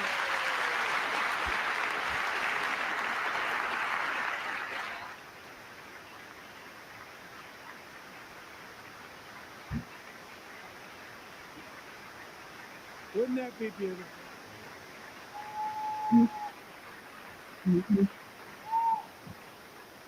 It's time to stop this madness. It's time to halt the killing. It's time to end this senseless war. If you want to end wars, you have to talk to both sides. Nearly 4 years ago, amid rising tensions, a history teacher named Mark Fogel was detained in Russia and sentenced to 14 years in a penal colony. Rough stuff. The previous administration barely lifted a finger to help him. They knew he was innocent, but they had no idea where to begin. But last summer, I promised his 95-year-old mother, Malphine, that we would bring her boy safely back home. After 22 days in office, I did just that, and they are here tonight.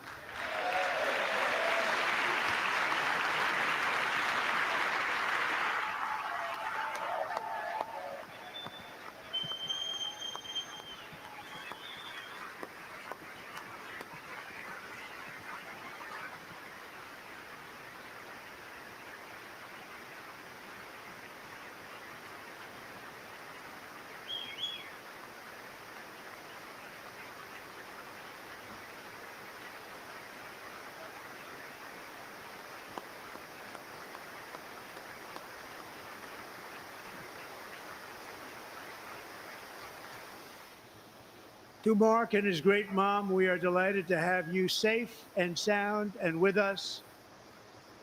As fate would have it, Mark Fogel was born in a small rural town in Butler, Pennsylvania. Have you heard of it?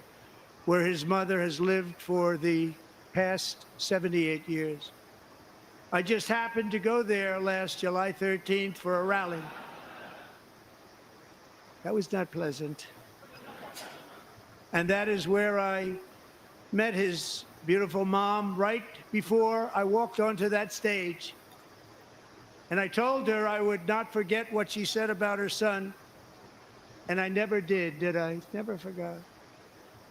Less than 10 minutes later, at that same rally, gunfire rang out, and a sick and deranged assassin unloaded 8 bullets from his sniper's perch into a crowd of many thousands of people. My life was saved by a fraction of an inch, but some were not so lucky.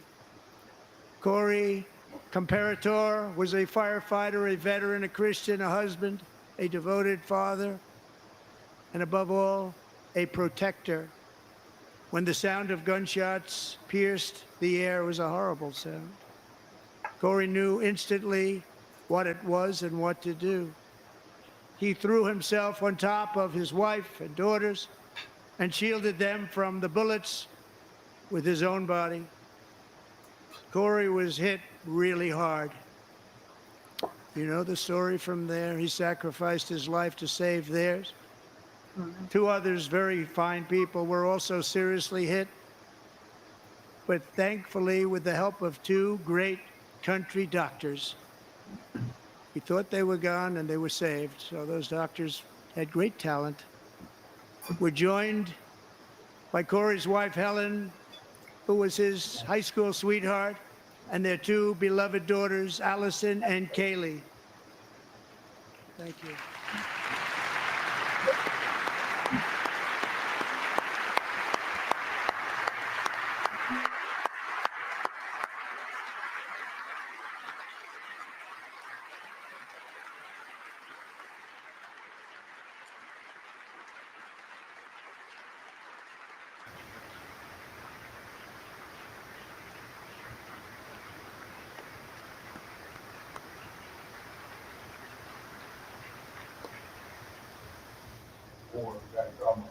To Helen, Allison, and Kaylee, Corey is looking down on his three beautiful ladies right now, and he is cheering you on. He loves you. He is cheering you on. Corey was taken from us much too soon, but his destiny was to leave us all with a shining example of the selfless devotion of a true American patriot. It was love like Corey's that built our country, and it's love like Corey's that is going to make our country more majestic than ever before. I believe that my life was saved that day in Butler for a very good reason. I was saved by God to make America great again. I believe that. Thank you.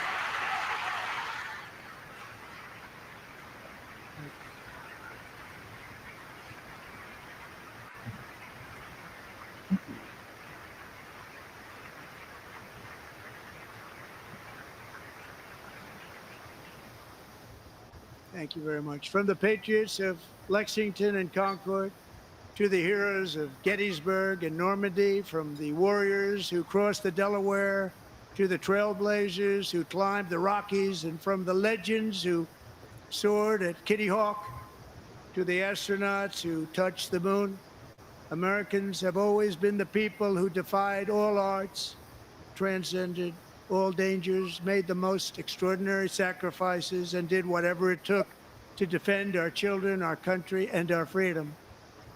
And as we have seen in this chamber tonight, that same strength, faith, love, and spirit is still alive and thriving in the hearts of the American people.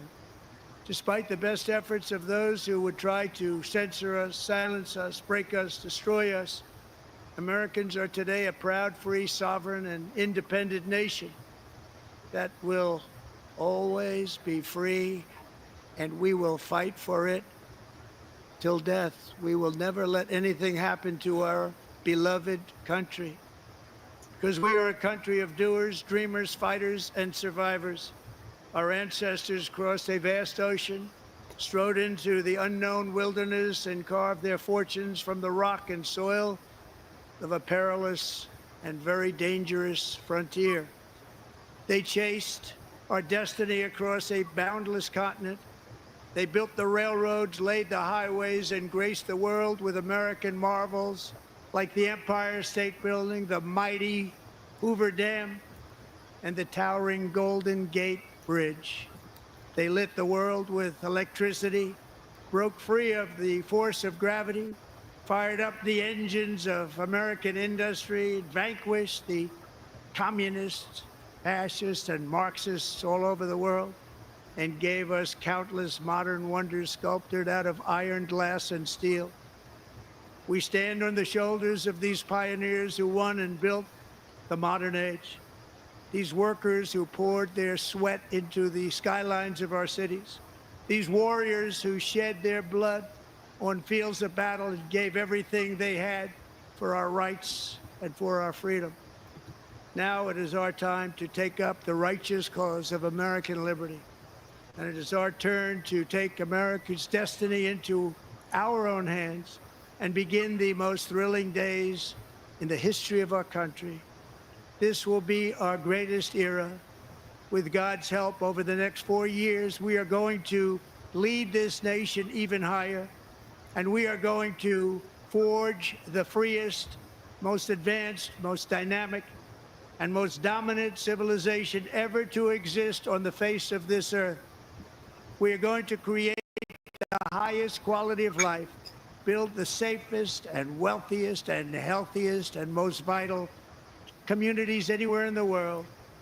We are going to conquer the vast frontiers of science, and we're going to lead humanity into space and plant the American flag on the planet Mars and even far beyond.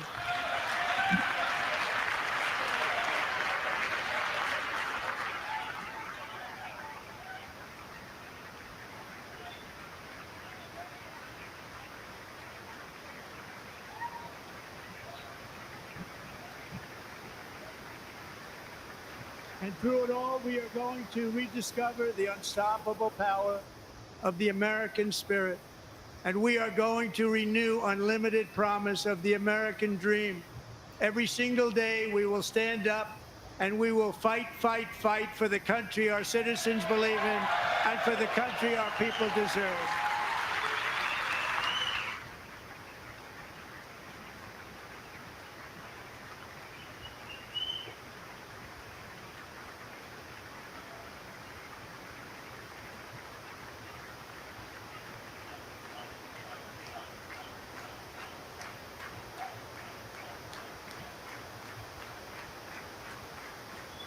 My fellow Americans, get ready for an incredible future, because the golden age of America has only just begun. It will be like nothing that has ever been seen before. Thank you, God bless you, and God bless America.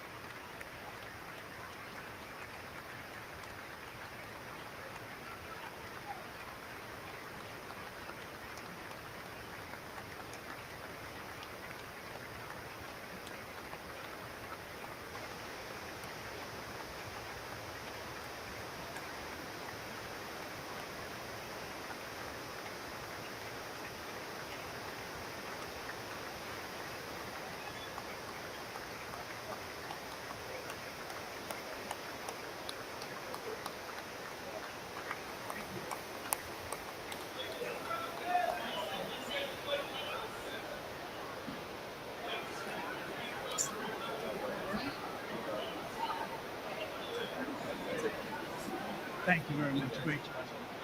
Great honor. That was it. It was a ride. It definitely felt longer than 2 hours. I really felt like he was dragging it.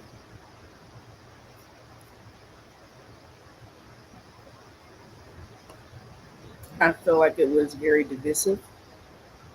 When you do the State of the Union, there's always some type of attempt to have some type of commonality, especially with this being the first one. So if he's starting off this way, it's just, I don't know.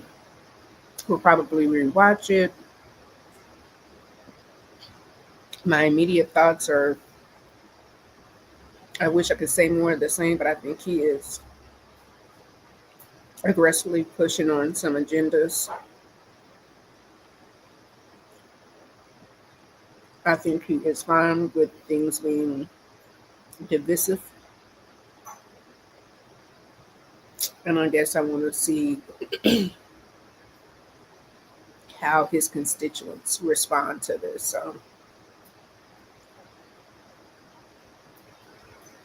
I don't want to get into this has never been done before, like we've done that before. And that's, I think, one of the things he gets off on. So I'll just say, I want to see some of the feedback. I'll probably go watch a little bit of Fox. If not, I'll probably, for the evening, kind of relax, get up in the morning, watch a little bit of Fox.